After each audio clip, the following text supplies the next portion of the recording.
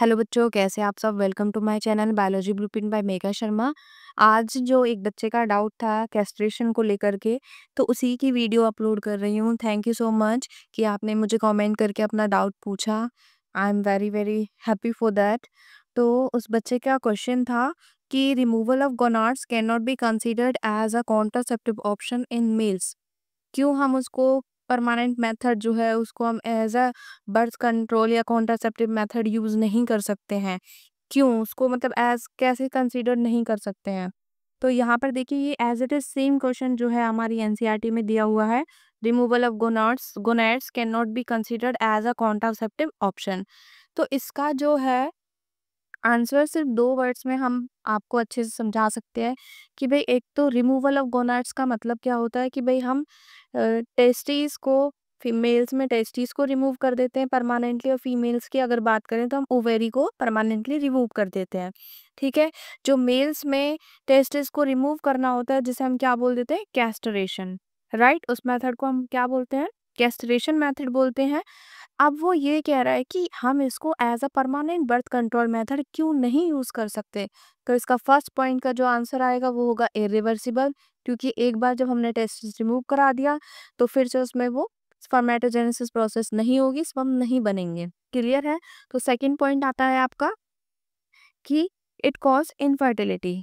ठीक है? Infertility cause करेगा, वही प्रोसेस की इरिवर्सिबल है। इनफर्टिलिटी क्यों कॉज कर रहा है? क्योंकि वो स्पर्मेटोजेनेसिस नहीं कर पा रहा और स्पर्म नहीं बनेंगे आगे। ठीक है?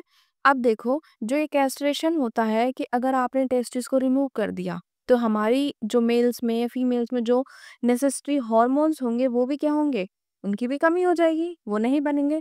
ठीक है? तो इस पर इसी टॉपिक पर आगे छोटा सा पढ़िए। गोनैडोटॉमी से हम इसको डिफाइन करते हैं जिसमें हम गोनैड्स का रिमूवल करा देते हैं। ठीक है? गोनैड जो कि हमारे स्पर्म या ओवा को प्रोड्यूस कराते हैं, जैसे टेस्टिस और ओवेरी हो गया। तो gonadotomy is the surgical removal of gonads. Males में टेस्टिस को रिमूव कराया जाता है और फीमेल्स में ओवेरी को रिमूव कराया जाता है।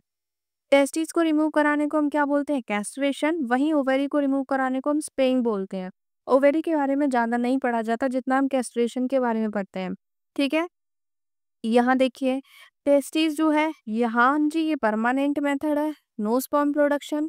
अगर भैया ये परमानेंट मेथड है तो भाई ये रिवर्सिबल हुआ, स्पर्म का प्रोडक्शन नहीं हुआ तो ये क्या है, इनफर्टिलिटी कॉज कर रहा है। ठीक? अब क्या है, कैस्ट्रेशन जो है वो 2 तरीके से होती है। एक तो भाई सर्जिकली हो जाती है और एक होती है केमिकली। सर्जिकली में हम बिल्कुल ही टेस्टिस को रिमूव कर देते हैं। केमिकल में क्या होता है कि हम कुछ हार्मोनल ड्रग्स यूज करते हैं जो कि टेम्पोरली क्या करेंगे, उस टेस्टिस के फंक्शन को स्टॉप कर देंगे। लेकिन एज जैसे कि उन ड्रग्स का इफेक्ट खत्म होगा तो स्पर्म का प्रोडक्शन जो है वो फिर से स्टार्ट हो जाएगा। ठीक है? आई होप कि आपको ये समझ आया हो। Thank you so much for that comment कि आपने मेरे को सपोर्ट किया। आगे जो ये नोट्स वगैरह हैं, कोई भी वीडियो वगैरह है, उसका सारा लिंक आपको टेलीग्राम चैनल पर मिल जाएगा, और वहाँ पर आप इसको सीधे-सीधे देख सकते हैं। पीडीएफ जो होगी उसको डाउनलोड कर सकते हैं। अभी रिसेंटली हुआ है वो अपडेट, तो थोड़ा टाइम लगेगा उसको अपडेट होने में। ठीक है? Thank you so much. Like, share and subscribe.